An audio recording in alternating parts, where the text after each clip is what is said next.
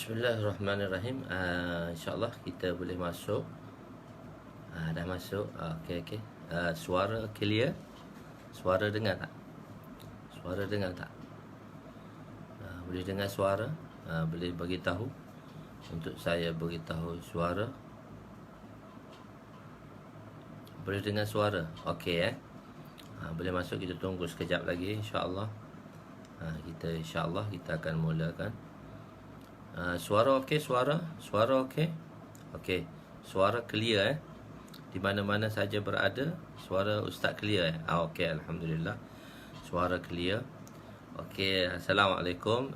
Cik Nan tu dah masuk dah tu. Masya-Allah. Zulkifli Yusuf sudah masuk, masya-Allah. Muhammad Zaini dah masuk, Muhammad Aris, masya-Allah. Adnan Cik Kok, masya-Allah, dengar clear alhamdulillah. Baik. Di suasana pagi ni masya-Allah. Baiklah, masya-Allah. Waalaikumsalam warahmatullahi. Suara okey, alhamdulillah. Okey. Jelas insya-Allah. Assalamualaikum, masya-Allah. Cik Nan insya-Allah. Baik. Alhamdulillah, baik. Sekejap lagi kita akan mula, sekejap lagi. 2-3 minit, seminit 2 lagi. Sementara kita tunggu kawan-kawan kita masuklah insya-Allah. InsyaAllah. Sementara kita tunggu kawan-kawan masuk, kita akan mulakan insya-Allah pengajian kita. InsyaAllah. Boleh lagi siapa-siapa? Masya-Allah. Azwan dah masuk. Faizuz Azwan, masya-Allah. Masya-Allah. Ustaz Farid Sahak masuk dah, masya-Allah. Kita masya-Allah. Ya, Ustaz Jim masuk juga, malu. Masya-Allah. Barakallah.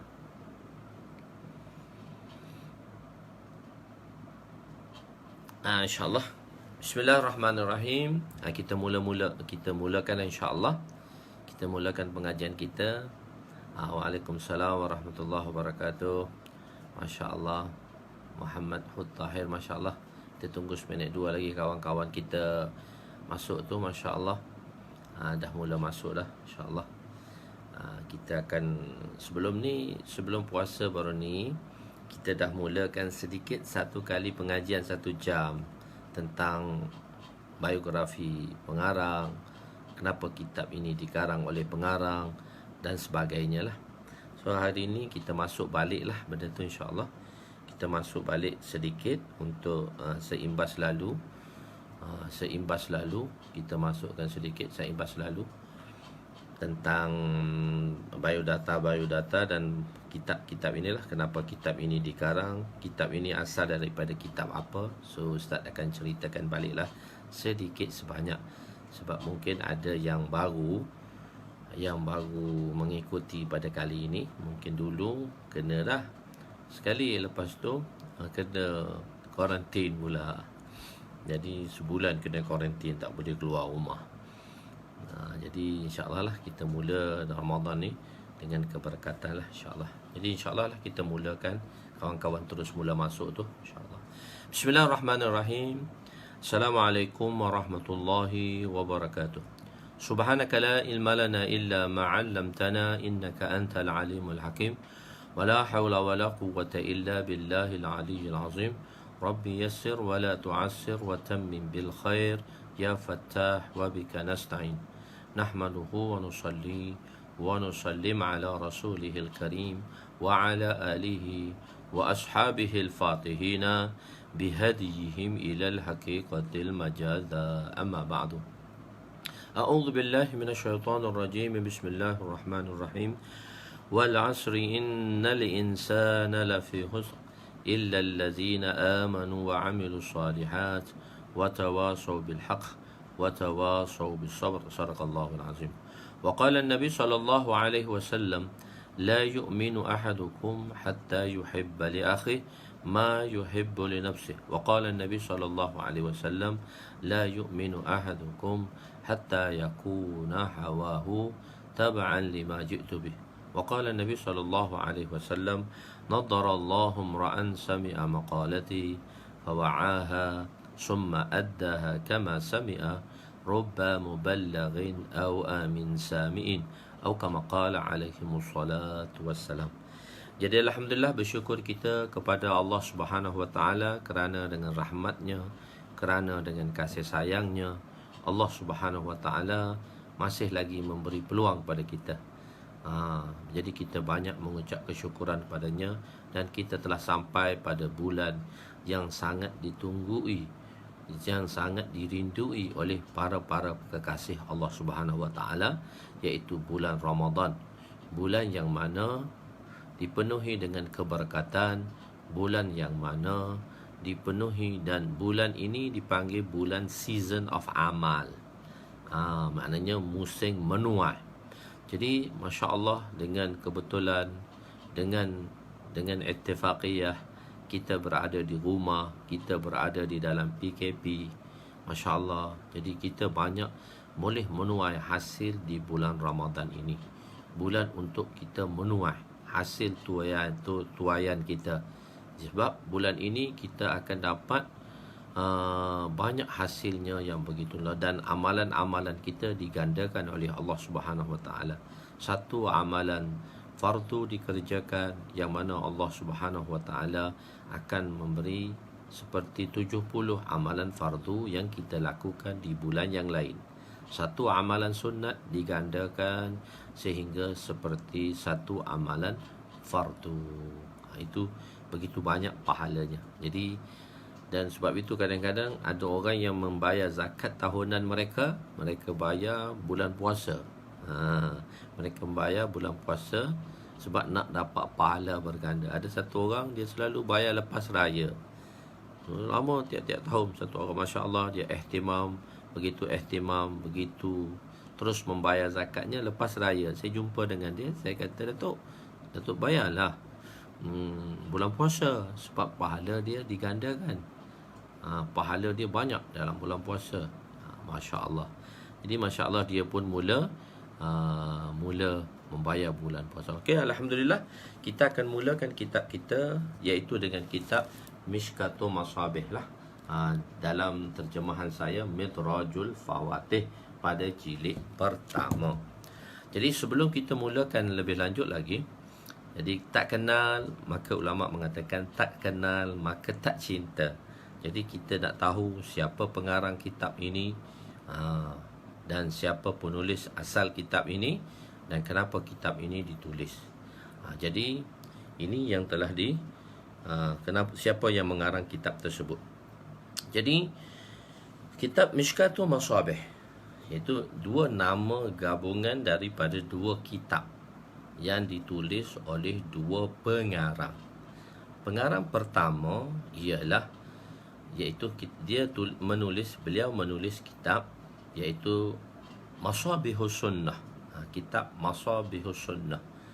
Kitab ini oleh kerana dia tidak ada sanad, hanya didatangkan dengan hadis Nabi sallallahu alaihi wasallam sahaja, iaitu waqala Rasul sallallahu alaihi wasallam, itu sahaja. Tapi kitab ini ditulis oleh satu ulama siqah, dan pengarang kedua telah disuruh oleh gurunya untuk menyusun kembali kitab ini. Pengarang kedua menyusun kembali kitab ini, dinamakan kitab ini dengan nama Mishkatul Masabih. Kalau tuan-tuan, di hadapan tuan-tuan ada kitab di muka surat 85. Sebab muka surat 1 hingga 70 kitab saya ni, saya muatkannya iaitu ilmu mustalah hadis, iaitu Muqaddamatul Mishkat. Dia ada dua, Muqaddimah dan Muqaddamah. Jadi Muqaddamatul Mishkat. Jadi muka surat 1 hingga muka surat 70 tu dia Muqaddamah Mishkat. Muqaddamah, Muqaddimah. Dia beza sedikitlah, Muqaddamah tu apa, Muqaddimah tu apa. Cuma nak mudahkannya, ialah Muqaddamah ni perbahasan di luar tajuk. Muqaddimah ialah perbahasan di dalam tajuk. Jadi buku kitab kita ini ialah kitab hadis. Maka Muqaddamah Mishkat ialah kitab mustalah hadis, yang ditulis oleh Syekh Muhaddis Abdul Haq Ad-Dahlawi. Di sini muka surat 1 hingga pada muka surat 70. Sebelum muka surat 1 tu saya tulis Muqaddamah Mishkat. Muqaddamah ini mengandungi perbahasan ilmiah berkenaan ilmu mustalah hadis. Perbahasan ini menggunakan istilah-istilah Arab yang lebih sesuai untuk pembacaan ilmiah bagi mereka yang mempunyai latar belakang pengajian Arab. Para pembaca yang tidak mempunyai latar belakang pengajian Arab disyorkan untuk memulakan pembacaan terus daripada bab adab-adab belajar hadis. Bab adab-adab belajar hadis. Jadi muka surat 1 hingga 70. Dari muka surat saya suruh buka pada muka surat 85. Di situ ada sedikit tentang biodata, biografi pengarang pertama dan pengarang kedua. Muka surat 85 dan 86. 85 ditulis atas tu biografi ringkas Imam Baghawi, yakni penulis Masabihus Sunnah. Penulis Masabihus Sunnah itu kitab Imam Baghawi rahmatullah alaih. Beliau siapa? Masabihus Sunnah ni kitab yang mana di dalamnya tidak ada sanad, hanya dibawa oleh pengarang waqala Rasul sallallahu alaihi wasallam, dan dia ada susunan-susunan dia lah, iaitu beliau ialah siapa? Muhayyiz Sunnah. Gelaran beliau dengan kunyah beliau, iaitu laqab beliau Muhayyiz Sunnah, iaitu Qami'ul Bid'ah Abu Muhammad. Abu Muhammad tu kunyah beliau. Nama dia Husain bin Mas'ud, yang juga dilakabkan dengan Al-Farra Al-Baghawi, yang kita kenali dengan Alamat Baghawi. Jadi kalau dengan ringkasnya kita panggil Alamat Baghawi lah. Beliau dinisbahkan kepada perkataan Baghawi kerana beliau berasal daripada satu bandar, iaitu Bandar Bakshur, yang terletak di antara Kampung Harat dan Kampung Meru di dalam negeri Khurasan. Beliau lahir pada tahun 432 Hijrah, iaitu ulama kurung kelima, dan meninggal pada usia 83 tahun. Beliau meninggal pada 83 tahun. Beliau seorang ulama yang mulia, bersifat warak. Beliau masya-Allah seorang yang warak, zuhud, lagi faqih.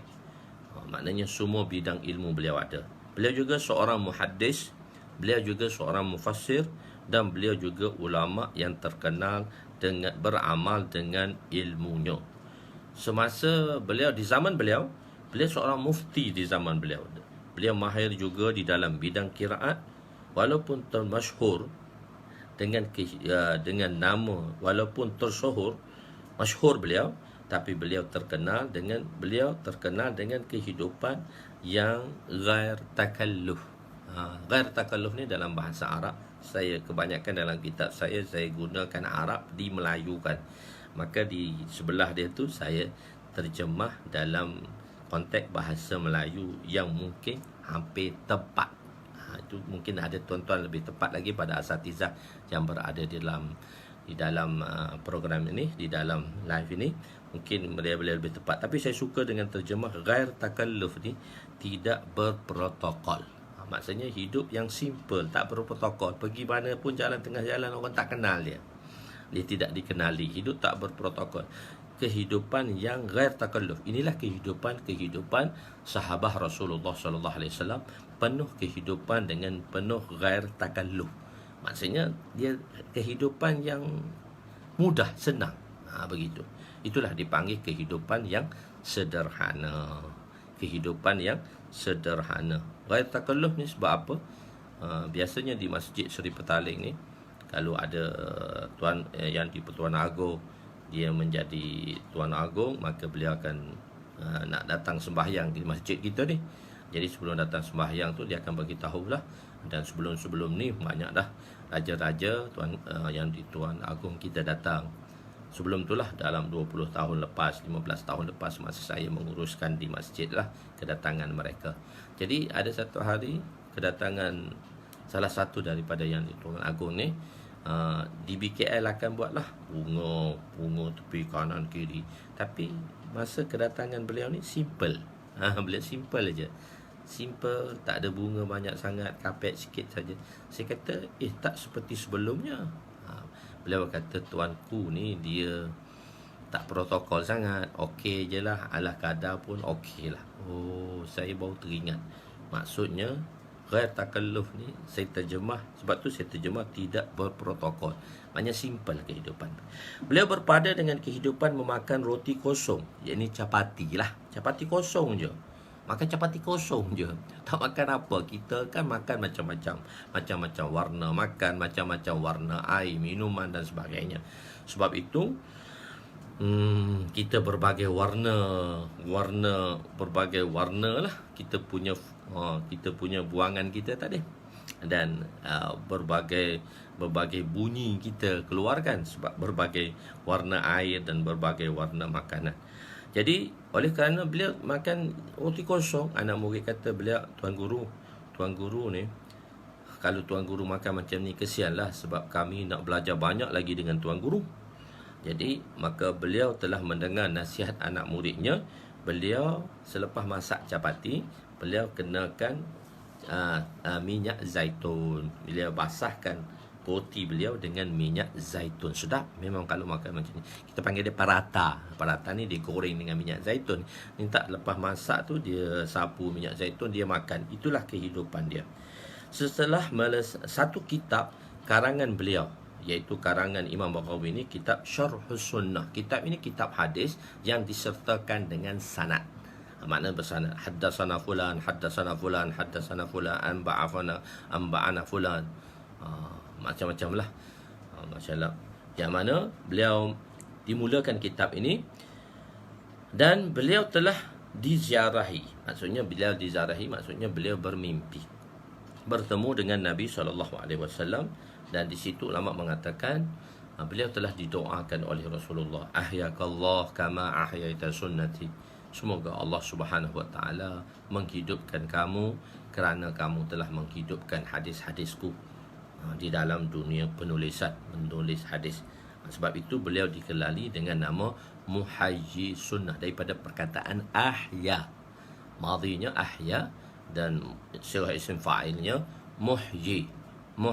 Jadi Muhayyi Sunnah. Beliau dikenali dengan nama Muhayyi Sunnah.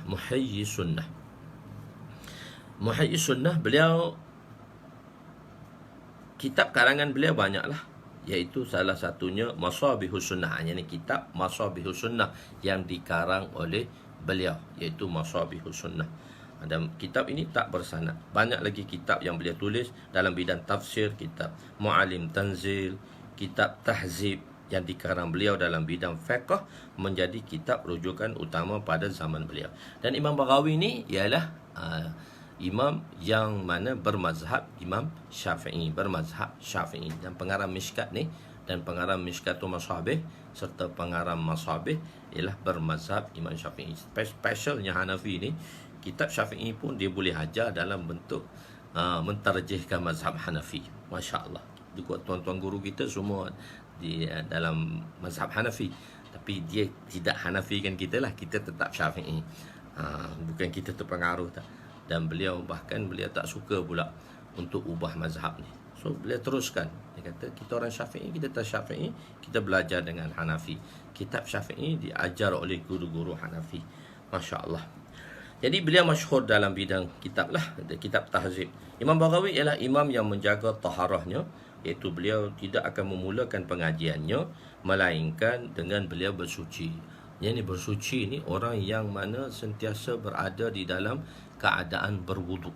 Berwuduk ni satu amalan yang sangat hebat lah. Amalan berwuduk. Kalau kita belajar di Dauratul Hadis, tuan-tuan guru kita, syekh-syekh kita pesan, kamu sentiasa berwuduk dalam majlis hadis Nabi SAW. Bahkan kalau boleh, seboleh-bolehnya kita sentiasa berwuduk. Berwuduk ni satu amalan yang sangat besar, dan wuduk ini adalah senjata mukmin, adalah senjata orang mukmin. Saya teringat satu kisah, iaitu tentang Syekh Mula Jiwan rahmatullah alaih. Syekh Mula Jiwan rahmatullah alaih, pengarang Nurul Anwar, pengarang kitab Usul Fiqh, pengarang kitab Mustalah Hadis di dalam mazhab Hanafi, iaitu banyak kitab yang beliau karang, iaitu salah satu kitab yang beliau karang ialah kitab Nurul Anwar, yang menjadi kalau kita dalam dirasah di sana kita belajarlah kitab Nurul Anwar ni, walaupun dia dalam mustalah, di dalam bahagian ilmu di dalam mazhab Hanafi, iaitu Syekh Mula Jiwan. Beliau ini adalah guru kepada Aurangzeb rahmatullah alaih, Raja Aurangzeb. Beliau ni guru kepada Raja Aurangzeb. Jadi Aurangzeb ni berguru dengan Syekh Mula Jiwan rahmatullah alaih lah. Sebab tu menjadikan seorang raja yang begitu takwa. Aurangzeb ni ialah ayah anak kepada Shah Jahan yang telah membina Taj Mahal dia lah. Begitu. Jadi selalu guru dia telah berkhutbah di hari Jumaat. Datanglah Shah Jahan untuk sembahyang. Jadi Tuan Guru tadi begitu lantang mengatakan,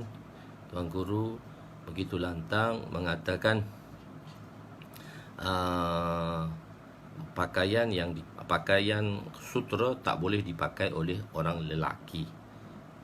Maka raja dengar dan dia marah, dan dia telah keluarkan hukum untuk tangkap Shah Jahan, untuk tangkap Mula Jiwan rahmatullah alaih.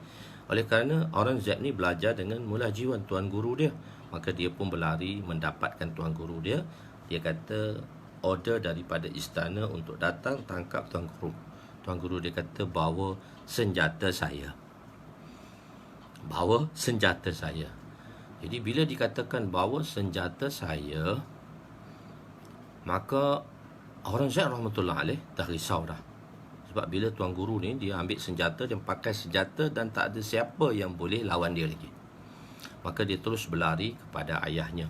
Dia kata, ayah datang minta maaf dengan tuan guru. Sekarang tuan guru sudah menyediakan senjatanya untuk lawan. Apa senjata dia? Miswak dan lota. Miswak dan bejana wuduk. Itu senjata dia. Sekarang tuan guru sedang berwuduk, dan tuan guru akan berwuduk, dan tuan guru akan solat. Nanti tuan guru solat, tuan guru minta, saya tahu saya anak murid dia. Apa akan jadi pada ayah, saya tak tahu. So, sampai raja datang minta maaf. Jadi, wuduk ni adalah senjata orang mukmin. Masya Allah. Jadi, jadi Imam Baghawi juga imam yang menjaga taharahnya. Di antara itulah murid-murid beliau di sini, yang saya tulis sedikit itu.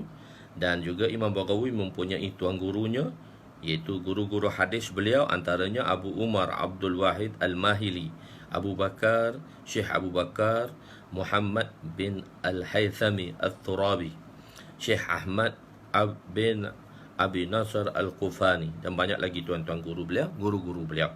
Dan beliau juga, Imam Baghawi juga mempunyai anak murid, iaitu Abu Mansur bin As'ad At-Tahari. Jadi Abu Al-Futuh Muhammad bin Muhammad, itu anak muridnya. Beliau wafat, iaitu beliau meninggal pada bulan Syawal pada tahun 516 Hijrah. 516 Hijrah, di awal kurun yang ke-6 Hijrah, di Meru, dan dikebumikan di sebelah makam syekh beliau, iaitu Qadhi Husin. Beliau dimakan sebelah tuan guru dia, Qadhi Husin. Tuan guru kami iaitu Maulana Musa Rohani Bazi rahmatullah alaih. Kalau di dalam jemaah kita masyhurkan dengan kitab Berkat Makkiyah, kitab selawat Berkat Makkiyah yang disusun oleh beliau. Nama-nama itu adalah tuan guru kami, iaitu saya berguru dengan dia dalam pengajian kitab Jami' Tirmizi, dan kamilah pelajar tahun akhir yang mendapat sanad daripada beliau tahun 1997. Masa itu kami final year, tahun akhir, dan 1997, dan Syekh meninggal 1998. Tahun 1998 orang pelajar-pelajar 1998 tidak dapat ambil sanad Tirmizi dengan Syekh. Jadi kita belajar sanad Tirmizi lah. Kita belajar sanad Tirmizi dengan beliau, dan beliau banyak mengarang kitab-kitab yang besar lah. Dan kalau syarah Tirmizi sahaja, kalau beliau mensyarahkan hadis Tirmizi dalam kisahnya, dalam kitabnya yang bernama Riyadhus Sunani, dan kitab syarahan Imam Tirmizi yang ditulis oleh Syekh Maulana Musa Rohani Bazi rahmatullah alaih ialah 52 jilid. So kami tanya tuan guru, 52 jilid siapa nak baca? Dia kata yang nak baca engkau orang, yang nak baca orang lain mana boleh baca. Syekh tulis, dan Syekh mengajar Tafsir Baydawi. Tafsir Baydawi, Syekh telah syarahkan pula tafsir Baydawi itu 51 jilid. Puluh-puluh jilid lah Syekh tulis. Iaitu apabila beliau meninggal, beliau ditanamkan di sebelah kubur tuan gurunya, iaitu Maulana Ali Lahori rahmatullah alaih. Dan kubur beliau wangilah selama 7 bulan. Saya sendiri yang ambil tanah dia, dan saya dapat wangi dia. Selepas saya habis belajar dan saya berkhidmat setahun, saya bagi masa dalam jemaah setahun. Sebelum saya balik, saya pun pergi lagi menziarahi kubur dia. Saya masih lagi mendapati wangi pada tanah beliau tadi. Syekh Musa Rohani Bazi rahmatullah alaih, tuan guru kami di dalam mengajar kitab Jami' Tirmizi. Dan kita di kalangan pelajar-pelajar tahun akhir lah yang terakhir mendapat sanad daripada beliau di dalam kitab Jami' Tirmizi. Khair. Dan beliau diwafat. Dan oleh kerana kitab ini sangat masyhur, maka tuan guru pada pengarang kedua telah memanggil beliau untuk menyusun kembali kitab ini. Iaitu di surat 86, iaitu biografi Imam Khatib Tibrizi, pengarang Mishkat lah. Khatib Tibrizi, pengarang Mishkat ni, iaitu pengarang yang ditulis, beliau menulis kitab Mishkatul Masabih. Jadi beliau menyusun balik, beliau meletakkan nama sahabat, itulah di antara apa-apa yang beliau inginkan letakkan di setiap hadis itu nama-nama sahabat. Waqala an Abi Hurairah radhiyallahu anhu, kita akan dapati dalam hadis pertama tadi an Umar bin Khattab radhiyallahu anhu. So beliau meletakkan nama sahabat, dan di akhir hadis itu beliau meletakkan hawalah daripada kitab mana hadis itu diambil. Jadi beliau menyusun sedikit. Jadi sanad beliau tak bawa dalam bentuk sanad juga, cuma beliau letak nama sahabat dan beliau memberi hawalah di akhir hadis, iaitu rawahu Bukhari, rawahu muttafaqun alaih, rawahu Tirmizi. Beliau menyusun kitab itu. Beliau membuat 3 bab, 3 fasal. Fasal pertama hadis-hadis Bukhari dan hadis-hadis sahih Syekhan, iaitu hadis-hadis Bukhari dan hadis-hadis Muslim, dan hadis ittifaq di antara Bukhari dan Muslim lah. Dan sebelum beliau mengarang kitab ini, beliau telah meletakkan 9 kitab di hadapan beliau. Untuk menyusun kembali kitab ni, beliau letak 9 kitab di hadapan dia, iaitu kitab Sahih Bukhari, Sahih Muslim, Jama' baina Sahih wal Bukhari wal Muslim oleh Imam Humaidi rahmatullah alaih. Imam Humaidi dia mengumpulkan Jama' bainal Bukhari wal Muslim, di antara hadis yang diriwayatkan oleh Bukhari dan Muslim yang ditulis oleh Imam Humaidi, iaitu Imam Humaidi Jama' bainal Bukhari wal Muslim, kitab Imam Humaidi, dan kitab Jami' Saghir. Di dalam tu ada 6 lagi kitab. Jadi sebenarnya beliau telah meletakkan 9 kitab di hadapan beliau. Beliau telah dan siapa nama beliau? Iaitu Waliyuddin, itu lakab beliau. Abu Abdullah, nama kunyah beliau, iaitu kunyah ni nama disandarkan kepada bapa kepada si fulan atau anak kepada si fulan, itu dipanggil kunyah. Sayyidina Abu Bakar radhiyallahu anhu, beliau bukan nama sebenarnya. Sayyidina Abu Bakar namanya Abdullah bin Amir bin Uthman. Jadi kalau kita bila sebut nama Sayyidina Abdullah bin Amir bin Uthman, tak ada siapa kenali. Beliau lah Sayyidina Abu Bakar radhiyallahu anhu. Sayyidina Abu Bakar digelar Abu Bakar. Kunyah beliau Abu Bakar. Dan bapa beliau ialah Abu Quhafah. Itu juga nama gelaran. Abu Quhafah itu juga nama gelaran. Sayyidina Abu Bakar bin Abi Quhafah. Jadi sebenarnya bin Amir. Abi Quhafah tu nama dia Amir. Sayyidina Abu Bakar. Jadi Abdullah bin Amir bin Uthman. Itu adalah Sayyidina Abu Bakar radhiyallahu anhu. Jadi beliau ni iaitu Abu Abdullah Muhammad, nama beliau, nama zat beliau, bin Abdullah Al-Khatib Al-Umari At-Tibriz. Al-Umari yang penyusun kitab Mishkatul Masabih dan salah seorang muhaddis daripada ulama kurun ke-8. Beliau memegang jawatan khatib di bandar Tibriz, satu bandar yang masyhur di Azerbaijan. Justru Justru kitab beliau lebih masyhur dengan panggilan Khatib Tibris. Imam Khatib Tibris lah, kita panggil Alamat Tibris lah, Alamat Baghawi dan Alamat Tibris. Nisbah Al-Umari iaitu berasal daripada keturunan Umar bin Abdul Aziz. Kalau Sayyidina Umar, nisbah dia Umar Al-Faruqi, Umar Al-Faruqi, Al-Khattab, Umar Al-Khattab, Umar Al-Khattab. Dia dinisbahkan pada kata Khattab. Itu keturunan Sayyidina Umar. Jadi keturunan Umar keturunan nisbah kepada Umari, iaitu pada Umar bin Abdul Aziz, cici kepada Sayyidina Umar di sebelah wanita, di sebelah anak cucu perempuannya. Dan beliau telah menulis Mishkatul, beliau juga telah mengarang kitab Mishkatul Masabih dan kitab Al-Akmal fil Asma'ur Rijal, iaitu kitab dengan mustalah hadis lah, tentang ilmu rijal. Beliau dan Khatib Tibris mempunyai anak-anak murid yang hebat. Beliau dan salah satu cucu dia di antara yang hebat iaitu Syekh Mubarak Sadi yang mahir dalam bidang ilmu syair. Syekh Sadi rahmatullah alaih lah.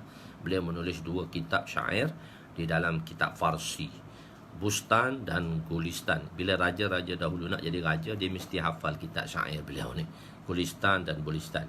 Dan kalau kita belajar di sistem Deobandi, dipanggil sebelum tahun Arabi, dia tahun Farsi. 1 tahun kita akan belajar tahun Farsi. Di situ kita akan belajar kitab syair Farsi lah. Kitab syair Farsi. Jadi beliau juga menyempurnakan kitab Mishkatul Masabih ni pada bulan Ramadan, 29 Ramadan, malam hari raya terbenam matahari pada tahun 737 Hijri, bukan Masihi tu, Hijri. Dia tersilap tulis, typo di situ tu.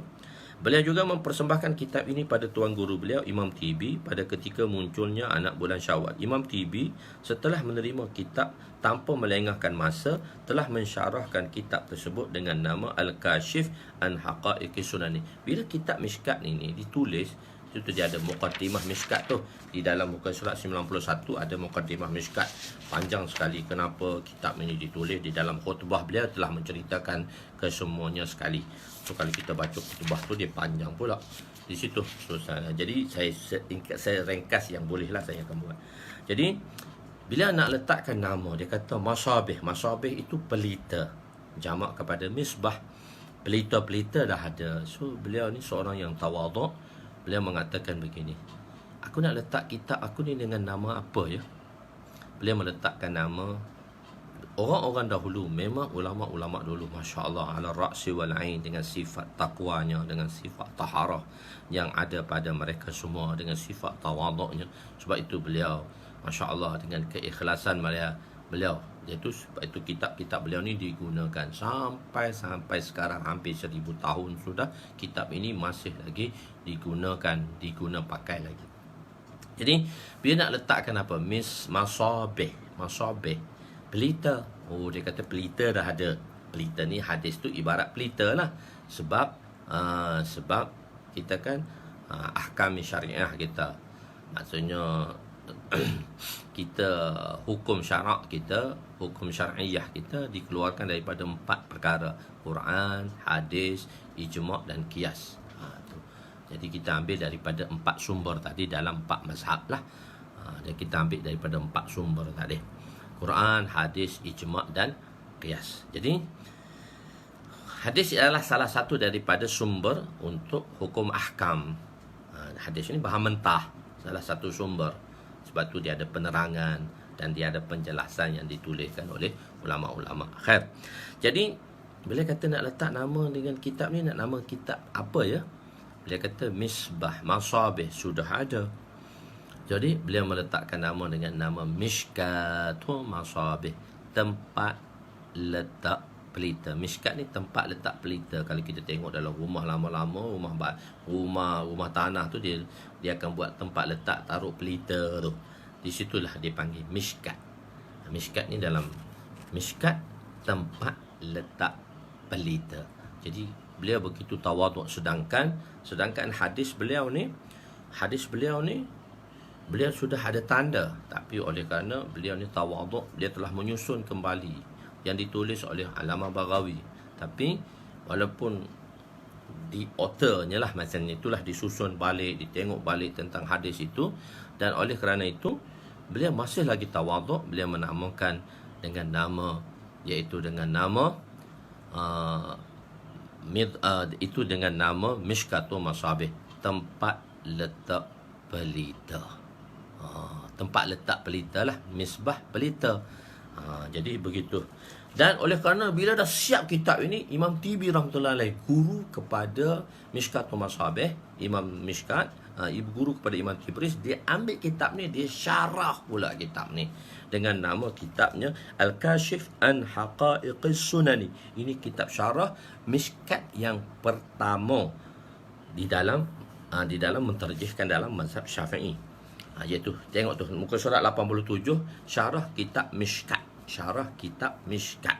Syarah pertama bagi kitab ini ditulis oleh Imam Al-Husain bin Abdullah At-Tibi, yang dikenali dengan nama Al-Allama Tibi rahmatullah alaih, pada tahun 743 Hijrah. Lepas tu karangan kedua, syarahan kedua oleh Imam Syekh Jurjani bin Ali bin Muhammad. Karangan ketiga syarah Mishkat oleh Syekhul Muhaddis Abdul Aziz Asy'ari pada tahun 843 Hijrah. Syarah Mishkat di antara yang keempat iaitu Alama Mufti Syekh Ahmad bin Sulaiman Ar-Rumi, yang dikenali dengan nama Kamal Basha pada tahun 940 Hijrah. Dan syarahan Mishkat yang dengan oleh Imam Ibnu Hajar Al-Haythami pada 973 Hijrah, tapi tidak habis disyarahkannya. Mana syarahan ini tak dapat dihabiskan. Dan di kalangan masyhur juga, karangan masyhur syarahan Mishkat ini iaitu dengan nama Mirqatul Mafatih.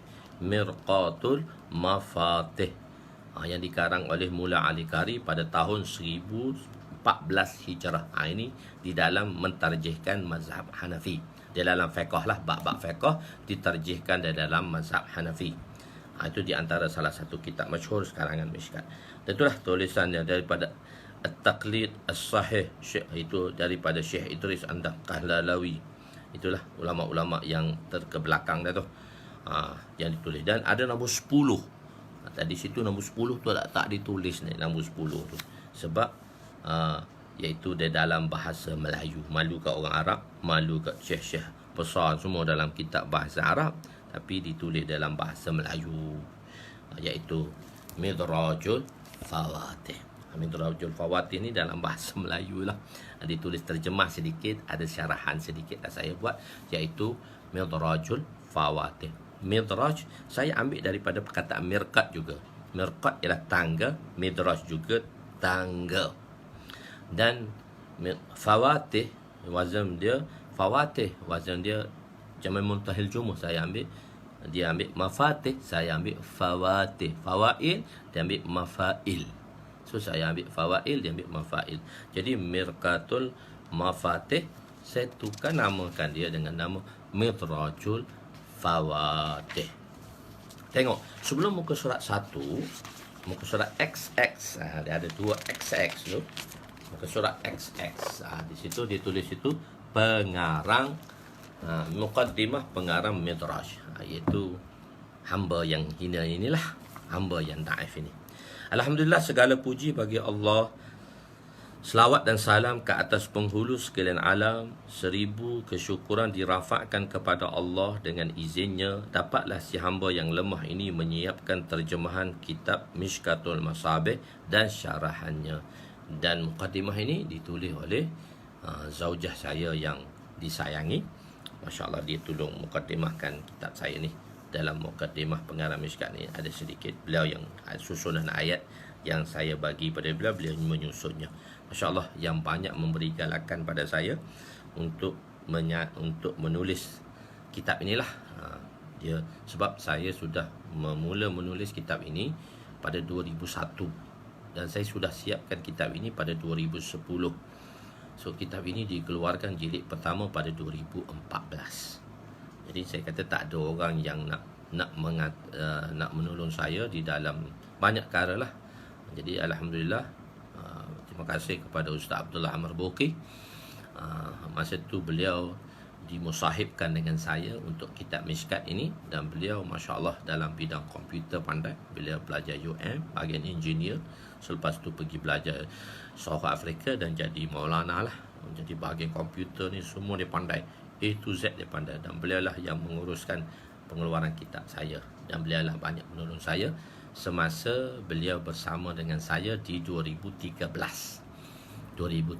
pengajian Mishkat. Oleh kerana ustaz-ustaz baru, dia bersama dengan ustaz-ustaz lama di dalam pengajian, dan saya minta tolong beliau sebab dulu saya nak minta tolong dah. Tadi beliau kesibukan banyak perkara yang harus diusahakan tentang maktabah di madrasah ni. Jadi betulan alhamdulillah rezeki Allah datangkan beliau, dan saya bincang dengan beliau mudahlahkan saya, dan selainnya ditulislah.